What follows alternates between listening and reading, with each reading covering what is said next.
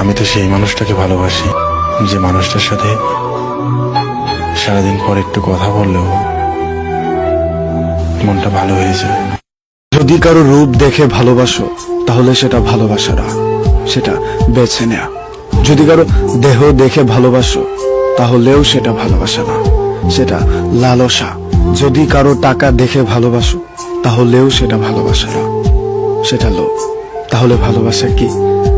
যদি কারো মন দেখে ভালোবাসো তাহলেই সেটা ভালোবাসা।